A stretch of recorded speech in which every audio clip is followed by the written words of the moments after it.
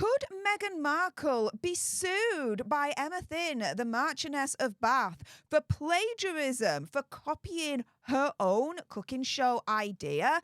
I am here with your favourite DC lawyer, John Witherspoon, to break it all down for you.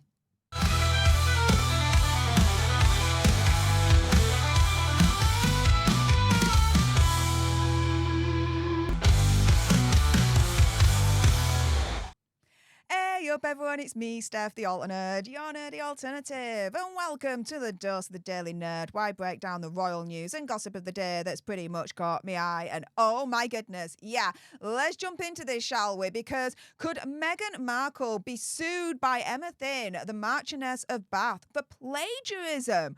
Could Megxie be sued by the Marchioness of Bath for copying her show? So I've brought in your favourite DC lawyer, John Witherspoon, to answer this. But just to give you guys a little bit of a background of what's going on here. So there is this blind item. It is a blind item. So do your own research, come to your own conclusions, okay? But I'm assuming here that they're talking about Emma Thin and Netflix and Megxie, okay? And here they're saying this foreign-born, hard-to-spell title holder stroke model, i.e., I'm assuming it's Emma Thin there, did meet with lawyers today about suing a streamer service. I'm assuming this is Netflix Megxie situation, about their new program they are teasing. Now, thanks to Royally Sage at Sage1411 for sharing that. And this is the thing, you know, the comparisons between Megxie and Emma here, the Marchioness of Bath, have been rampant over social media over the last few days, right? Here, you know, Emma Weymouth, Marchioness of Bath, has had a cooking programme at Longley Estate for 9 years. Genevieve here literally calling them out. Meghan's latest Netflix cooking show plagiarised from Emma's kitchen. Emma Thin, the Marchioness of Bath.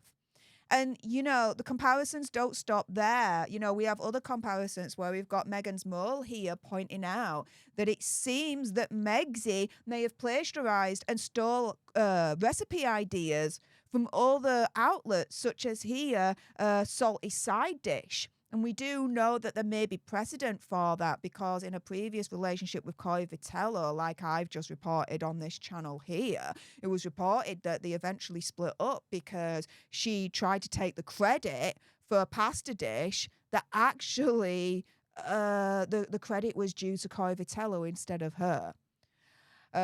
You then have, you know, other examples where Megxie may have plagiarised. You've got here Pamela Anderson's show, literally called Pamela's Cooking with Love.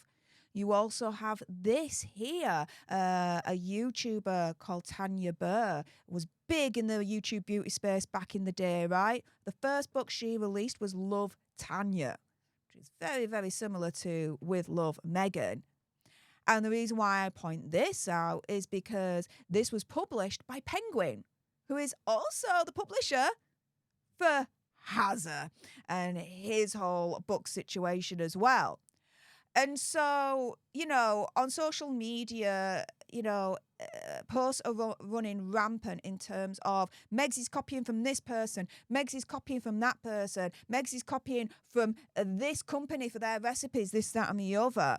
But now we've got this blind item allegedly saying, and I'm taking it, that Emma Thin, the Marchioness of Bath, is now potentially speaking to lawyers about all of this. I'm bringing John Witherspoon in here, asking the question, hey, up, mate, could Megxie and Netflix actually be sued by the Marchioness of Bath for plagiarism? Could this actually happen, mate? What do you think? Well, Steph, it's nice to be with you and appreciate you having me on. There are really two concepts here that I want to address separately. The first one being plagiarism and the second one being the copyright issue. As far as plagiarism is concerned, that is largely an academic concept. Basically what plagiarism is taking a piece of a work, piece of work product, intellectual property, whatever, however you want to characterize it, that someone else has created, and then passing it off as your own without attribution. And as I said, it's largely an academic concept. So it would apply in a college or university setting, or in a in a school setting or so forth. I know we've all written papers where we've had to quote another book, or someone else's comments in a speech, whatever it is, and you have to put a little footnote at the bottom of the page and indicate, okay, this I got this from whatever book, and the name of the author and page such and such and all that type of thing. So there's not really a plagiarism component to what's going on here. As far as copyright is concerned, a little bit more interesting, although I have to say right at the outset, um, it's going to be an uphill battle for anybody who wants to try to attack Meghan for copyright infringement. And here are the reasons why. Number one, a recipe is generally not subject to copyright protection. The reason is that a recipe basically consists of two things: a list of ingredients and a list of instructions.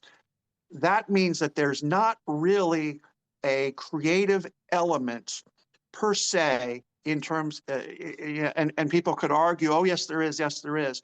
But as far as the law is concerned, there's not really a creative element involved in putting together a set of ingredients and a set of instructions.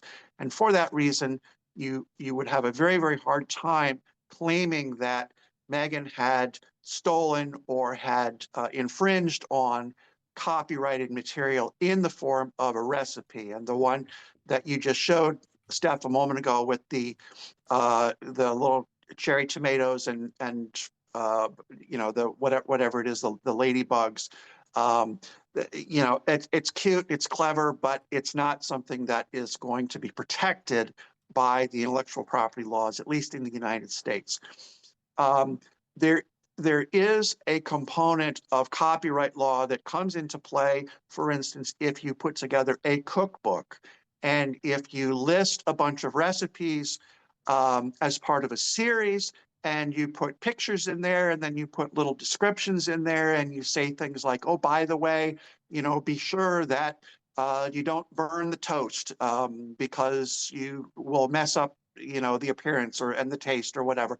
Those types of things, and editorializing on recipes, yes, those would be potentially covered by copyright law, but we're not really seeing that type of discussion going on in terms of the recipes that Meghan is likely to be featuring in her series. The other thing, as far as copyright law, deals with so-called trade secrets. And a good example of that would be, for instance, the combination of herbs and spices that they always talk about going into Kentucky Fried Chicken, KFC, or, for instance, the recipe, the formula for Coca-Cola or for Pepsi or whatever it is. If you have had access to a trade secret type of recipe of that kind, knowing full well that it is a trade secret. And again, if you had access to the recipe for Coca-Cola, you would certainly know that it is something that is very, very important to the Coca-Cola company that they don't want publicized. Then yes, that would certainly be something that would be actionable from a legal perspective as far as copyright infringement or theft of intellectual property, of trade secrets, and so on and so forth. But again, even though she's alleged to have stolen recipes from this person or that person, or people that she dated or was married to or whatever it is, I doubt very seriously that those recipes are so unique and special and are worth so much money that they would be actionable in terms of theft of intellectual property. So the big picture answer to all of this is, I think that Meghan is probably okay as far as legal activity is concerned. However, I would be remiss if I did not point out that she is getting far greater punishment from being tacky and from having all of these pictures being posted of, oh, here's the thing that Meghan did. Guess what? 3 other people have done the exact same thing over here. she's getting absolutely skewered in ways that are far greater than any penalty that could be brought to bear legally. The court of public opinion is being absolutely brutal to Meghan right now, and I think a lot of people would say justifiably so. That is a much greater form of damage or harm to Meghan than she would ever encounter probably in a court of law. So in this respect, she's her own worst enemy. And it's going to be fascinating to see. This is going to be an ongoing dialogue over the, the entire series of the cooking shows, the cooking episodes that she's done. I predict that again, she's going to suffer far more in the court of public opinion than she would in the court of law. So there you have it. There you have it, guys.